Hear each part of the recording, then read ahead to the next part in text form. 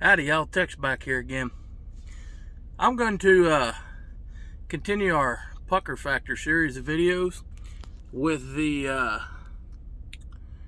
kind of out of control loss of traction type deal. Now, the winter video was loss of traction, but that was winter weather. But we're going to talk about, I've got two stories that I want to share. One of them, I was driving a truck, and it didn't actually happen to me. It was a pucker factor, just because, definitely for the guy involved, and definitely for me, because I didn't know how bad it was going to be, but I knew it was going to happen. I had delivered to a tractor supply down in Texas. It had rained, and I was going back to the highway, and was going through a town, and it was 4-lane road with a center turn lane. And a guy on a motorcycle comes through there, and I can see this traffic stopping up there to turn left. I'm like, this dude ain't gonna be able to stop. And I had slowed down, and he went through the intersection. We got through the traffic light, and he noticed the traffic was stopping up there in front of him. Now, when this happened, he probably was going 15 mile an hour, 20 mile an hour, something like that. So it wasn't a bad accident, but of course what happened is he realized, oh, wait a second, they're stopped up there. And I don't know, he laid the bike down is what he did. And of course, because I could just tell, and I was like, I'd already backed off, but there was still other traffic around. But it stopped, and I stopped with plenty of time, so I wasn't going to be involved in it or anything like that. And luckily for me, I was halfway in that intersection with that traffic light.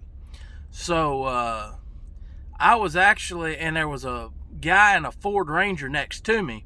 So he was blocking that lane.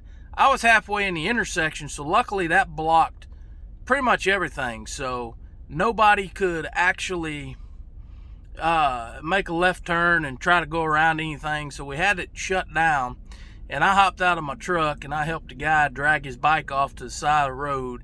His front brake was locked up, and I asked him if he was all right. I mean, he was shook up a little bit, but no, he was okay. He didn't have any broken bones, or maybe he had a little road rash or something, but it wasn't bad. But I'm sure that was a pucker factor for him. Now, that's my trucking story. I also have one in EMS where this wasn't a pucker factor for me, but it was a pucker factor for the guy I was working with. And it may have somewhat been a pucker factor for me. I don't think it was nearly as bad as what he tries to say it is when he tells the story. But me and a buddy of mine who's a paramedic, we worked together 24-hour shift every single Sunday. And we had a little bet with each other. We'd drive to the responses, whatever calls we had. And our bet was to see who could make the other one nervous or scared driving. And he tries to downplay it because he said he wasn't scared, but then he upplays the story. So I told him he lost the bet. I never got nervous when he was driving. We get a call in for a cardiac arrest. So that's light sirens, that's roll it, baby. I mean, get there as quickly as you can. Well, this call was on the outskirts of our service area. We were a rural EMS company, and our service area, some of our service area, it took running lights and sirens full code, and speeding would still take you 30 minutes to get to the location in parts of our service area. And this was one of those calls where it was actually pretty far out in our service area. So we're going down these 2-lane roads. I'm in a box ambulance. It's a 450 E450 ambulance with a modular box on it. It's not just a straight van or something. It's the box ambulance. It's not the big one. It's not the medium duty international freight line or something like that. It is a decent sized truck. And we're going down these little 2-lane S curve mountain roads.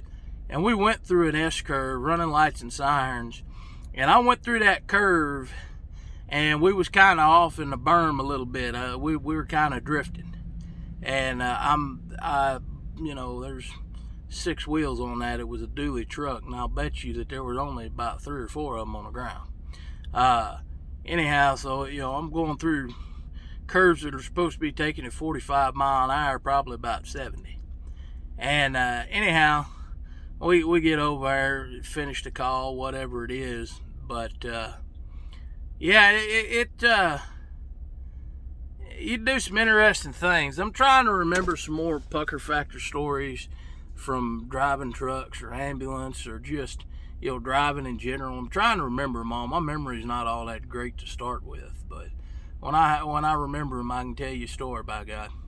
So that's just a couple of non-traction stories there, and pucker factor for other people, not so much me. But I thought that was pretty fun experience, that last one for me. The first one wasn't so much fun because anytime a motorcycle's involved, I immediately get very, very worried because you just don't know how that's going to turn out. I mean, you just don't. It's bad. There's no protection on a bike. That's one reason I don't ride them.